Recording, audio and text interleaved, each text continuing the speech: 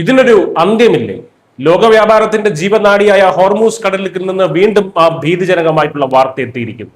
Panama പതാക ഘടിപ്പിച്ച കിഗു എന്ന ഭീമൻ ഓയിൽ ടാങ്കറിന് നേരെയാണ് കടൽ കൊള്ളക്കാരുടെ ശൈലിയിൽ അജ്ഞാതമായ മിസൈൽ അല്ലെങ്കിൽ ഡ്രോൺ ആക്രമണം നടന്നിരിക്കുന്നത്.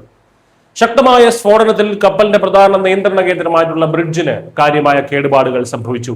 ഭാഗ്യവശാൽ കപ്പലിലെ ജീവനക്കാരെല്ലാം സുരക്ഷിതരാണ്. എന്നാൽ അന്താരാഷ്ട്ര വിപണിയെയും ആഗോള സമാധാനത്തെയും നിരന്തരം വെല്ലുവിളിക്കുന്ന ഈ ഭീരുത്വപരമായിട്ടുള്ള നീക്കങ്ങൾക്ക് ആരാണ് മറുപടി പറയുക? ബ്രിട്ടന്റെ ഔദ്യോഗിക സമുദ്ര സുരക്ഷാ ഏജൻസിയായ UMKTO ആണ് ഈ ആക്രമണ വിവരം പുറത്തുവിട്ടത്.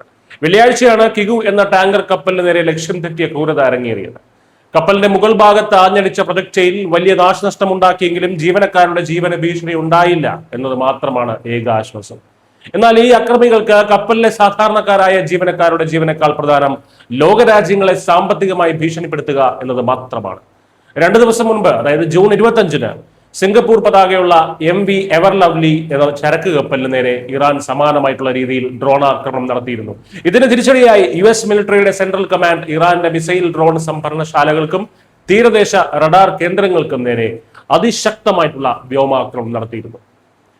അമേരിക്കൻ സൈന്യം ഇറാന്റെ താവളങ്ങൾ തകർത്തെറിഞ്ഞതിന് തൊട്ടു പിന്നാലെയാണ് പ്രതികാരമെന്നോണം ഈ പുതിയ ആക്രമണം ഇപ്പോൾ അരങ്ങേറിയിരിക്കുന്നത്. ഇതോടെ പശ്ചിമേഷ്യയിൽ വീണ്ടും കനത്ത യുദ്ധ സാഹചര്യമാണ് നിലനിൽക്കുന്നത്. US പ്രസിഡന്റ് ഡൊണാൾഡ് ട്രംപ് അതീവ ഗൗരവത്തോടെയാണ് ഇതിനോട് പ്രതികരിച്ചത്.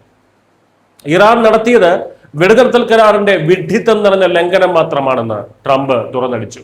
അമേരിക്കൻ സൈന്യം ഇറാന്റെ 3 ഡ്രോണുകൾ വെടിവെച്ചിട്ടതായും അദ്ദേഹം വ്യക്തമാക്കി.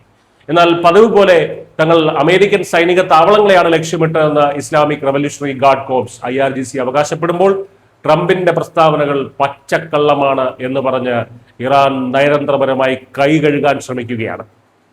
ഇറാന്റെ ഈ ഇരട്ടത്താപ്പും കള്ളക്കഥകളും ഇപ്പോൾ ലോകത്തിന് മുന്നിൽ വീണ്ടും തുറന്നു കാട്ടപ്പെട്ടിരിക്കുകയാണ്. ഒരു വശത്ത് ആക്രമണം നടത്തുക, തൊട്ടു പിന്നാലെ അത് തങ്ങളല്ല എന്ന് കള്ളം പറയുക. ഇതാണ് ഈ മേഖലയിലെ ചില ശക്തികളുടെ സ്ഥിരം തന്ത്രം. ഇത്തരം ഭീഷണികളെ ഇനി വെറും നയതന്ത്ര ചർച്ചകൾ കൊണ്ട് നേരിടാമെന്ന ട്രംപിന്റെ വ്യാമോഹത്തിന് കിട്ടിയ തിരിച്ചടി കൂടിയാണ്. ആഗോള സമ്പദ് വ്യവസ്ഥയെ തകർക്കുന്ന ഇത്തരം സമുദ്ര ഭീകരതയ്ക്ക് ശക്തമായിട്ടുള്ള തിരിച്ചടി തന്നെ നൽകേണ്ടി വരുമെന്ന സൂചനയാണ് അന്താരാഷ്ട്ര സമൂഹം നൽകുന്നത്. ഡിസ്റ്റൻസ് ഡിസ്റ്റേ മരണം.